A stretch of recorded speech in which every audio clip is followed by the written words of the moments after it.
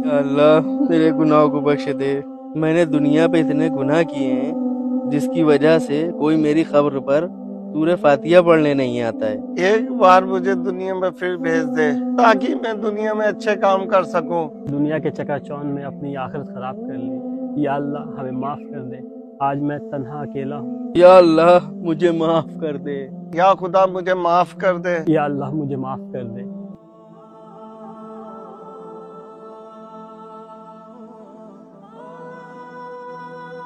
या अल्लाह मुझे माफ कर दे, अब सूद ब्याज पे पैसा नहीं चलाऊंगा। या अल्लाह मैं अब किसी की गिबत नहीं करूंगा, मुझे माफ कर दे। या अल्लाह मुझे माफ कर दे, अब मैं किसी से झूठ नहीं बोलूंगा और किसी का हक नहीं मारूंगा। बिस्मिल्लाहिर्रहमानिर्रहीम। अस्सलामु अला अहले ला इलाहा इल्लल्लाह मिन अहले। तेरा लाख लाख शुक्र है मेरे माबूद। या अल्लाह तेरा लाख लाख शुक्र है। या अल्लाह तेरा लाख लाख शुक्र है।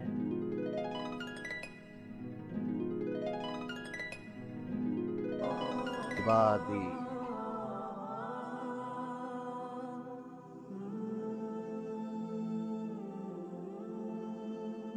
या अल्लाह तेरा नेक बंदा कोई आया है कब्रिस्तान के अंदर, जिसने दाखिल होते ही ज़ियारते अहले कबूर पढ़ी और जिसका सवाब हमको भी मिला, मेरी खबर पर रहमत आई। या मेरे अल्लाह इसकी जो भी दिली जायज़ हाजत हो उसको पूरा कर देना।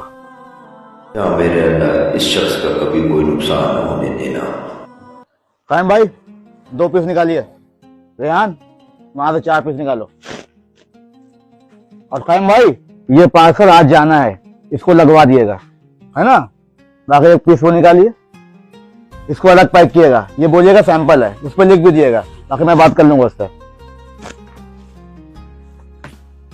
कायम भाई ये जितना भी माल है ये दुबई जाना है।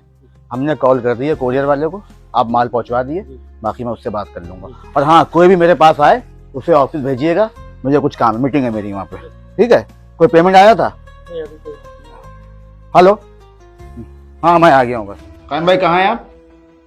ये बताइए, आपको पता है कि दुबई की पार्टी है, बहुत अच्छी पार्टी है वो, मेरा उससे पहला काम है ये। उसका पार्सल क्यों नहीं गया? फोन आ रहा है उसका मेरे पास। मैं अभी शोरूम आ रहा हूँ, जितना माल है जितना पार्सल है उसको भिजवाइए। देखिए बहुत अच्छी पार्टी है वो, आप समझ नहीं रहे आप लोग। यार आप लोग कब समझेंगे उसको? मैं अभी पहुंचता हूँ, तुरंत भेजिए उसको। हाँ यू भाई, अरे हमारी बात हुई है, वो कुछ प्रॉब्लम हो गई थी। सरताज भाई लिसन टू मी, अब वो दुबई पार्सल मत भेजिएगा। मोनू भाई का एक्सीडेंट हो गया है। तो आप कैसे? 4 व्हीलर से टक्कर हो गई।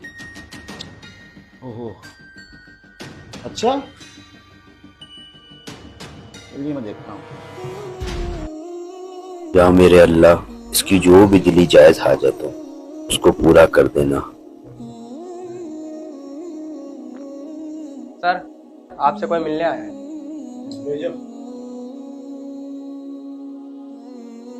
जनाब सरताज साहब सलाम वालेकुम।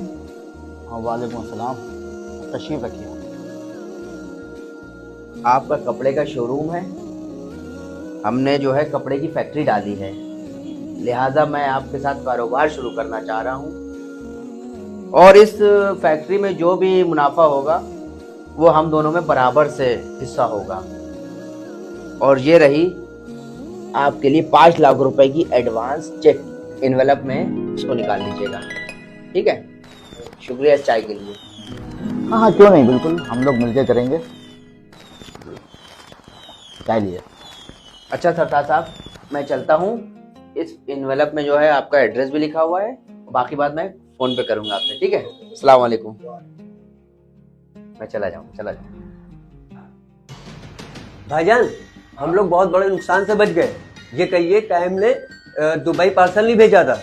हाँ विक्की आओ बैठो, बात करते हैं। भाईजान हम उस बंदे के बारे में पता चला कि वो सूद ब्याज पे पैसा चलाता था। हाँ यार विक्की, अल्लाह जो भी करता है बेहतर करता है। मुझे मालूम हुआ एक रास्ता बंद होता है दूसरा खोलता है। आज ही एक ताबिश नाम का व्यापारी मेरे पास आया था, ये मुझे 5 लाख की चेक दे गया है।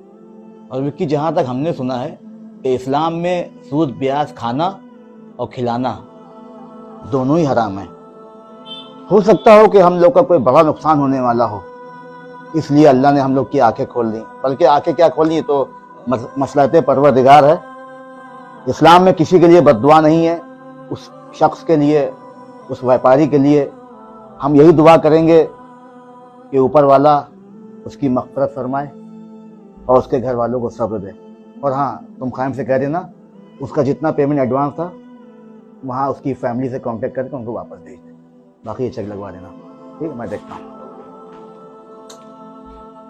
भाईजान, मैं एक बात और आपसे कहना चाहूँगा, सूद ब्याज वाले का पैसा आपके बिजनेस में इसलिए नहीं मिला क्योंकि आप मोमिन 5 वक्ता नमाजी हैं। अल्लाह नहीं चाहता था कि उस गुनहगार का पैसा आपके कारोबार में मिले।